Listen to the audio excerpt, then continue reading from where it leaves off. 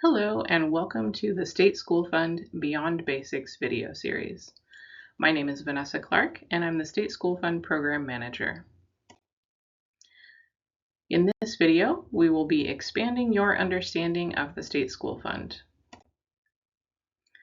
Let's start with digging into the basics of the State School Fund equalization formula. In terms of dollars, the State School Fund is the largest of the Oregon Department of Education's programs, and it's also the largest of Oregon's investments. When you take local formula revenues into consideration, the State School Fund provides about 80% of general operating dollars for school districts and education service districts. The State School Fund allocates those funds to school districts and ESDs through a statutorily required equalization formula.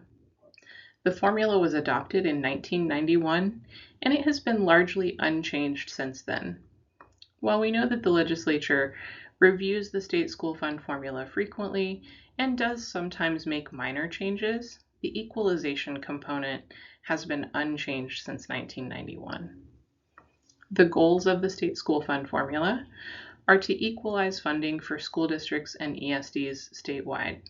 So what this means is that instead of district funding being largely reliant on local revenues, which means that the formula revenues that districts would receive would be mainly based on whether they had a lot of incoming property taxes and other local revenues.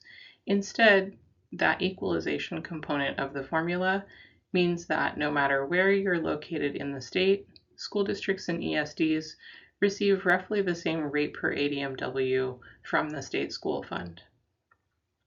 The formula also aims to ensure equity for students through the weights in the formula. And the weights identify student needs and unique district characteristics that require additional resources to support. And lastly, the State School Fund maintains local control by allowing school districts to direct spending. So the State School Fund is largely unrestricted funding that school districts have control over how they spend. Let's take a look at the 23-24 total dollars for the State School Fund. The total, including state and local revenues, was about $7.5 billion. This amount is split between school districts and ESDs, where school districts receive 95.5% of that dollar amount, and ESDs receive 4.5%. You can also see how this was split across the different grants that are part of the State School Fund. The general purpose grant was about 6.7, almost $6.8 billion. The transportation grant was $330 million. And then the high cost disability grant is set at $55 million, and the small high school grant is set at $2.5 million. This page here is taking a look at the upcoming school year, and this is very similar to the first page of the State School Fund estimates, or what we call the assumptions page. So really what this page is doing, it's walking us through that overall math that gets us to the rate per ADMW that goes into the State School Fund formula. So first at the top, we start out with the total state appropriations, and that is split out by the 2 years of the biennium. So 49% of that goes to the first year and 51% goes to the second year. So we'll start out with that $5.5 billion for the 25-26 school year. First, we set aside a $20 million reserve. This will eventually go back into the formula, but at the beginning of the biennium, it is withheld as a reserve. Next, we take out $46 million in transfers.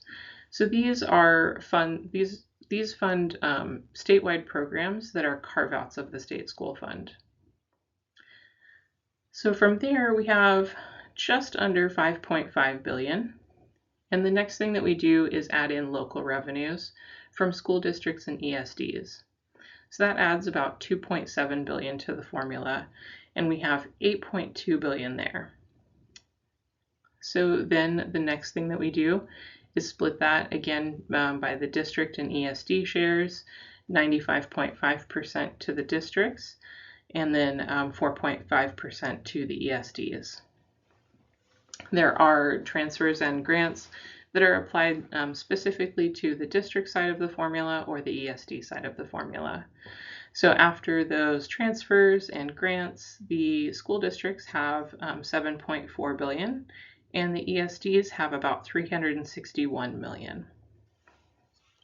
At the time of this estimate, we had an estimated ADMR for the state of about 534,000 and an estimated ADMW of about 668,000.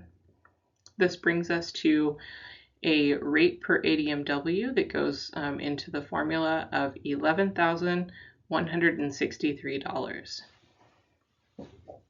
So that, you can see, is how we get to that rate per ADMW, and how we can see what all is going into the formula as far as the state revenues, the local revenues, and then those transfers and grants that are part of the state school fund as well.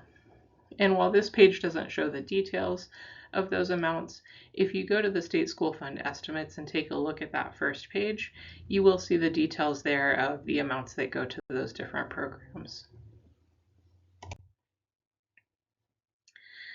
So how do we come up with the numbers that go into the state school fund? Well, local revenues comes from your district and regional local revenues, so property taxes, state managed timber, and other funds that are collected locally. What about the state appropriation? That's up to the legislature to set. So how do we get there? Well, the legislature has what is called the long session on every odd year. So we just had one in 2025, and our next one will be 2027. But before we get to the legislative session, there's work to be done first. So the current service level committee and the quality education committee are meeting before that legislative session ever happens. And they both have different lenses. The current service level committee looks at the state school fund from a lens of what would it take to keep school districts operating at the same level that they're operating at today into the future. And the quality education committee is looking at the state school fund from a lens of what level of resources does it take to provide a quality education to Oregon's students. So those two committees will do their research and put together their reports. Also, prior to the legislative session starting, the governor will put together the governor's recommended budget. And that typically comes out in December, just before the start of legislative session. So we would expect that in December of 2026 for the 2027 legislative session. Once session starts, the Ways and Means Committee is largely the group that's responsible for putting together the budget. And they are looking at a lot of information.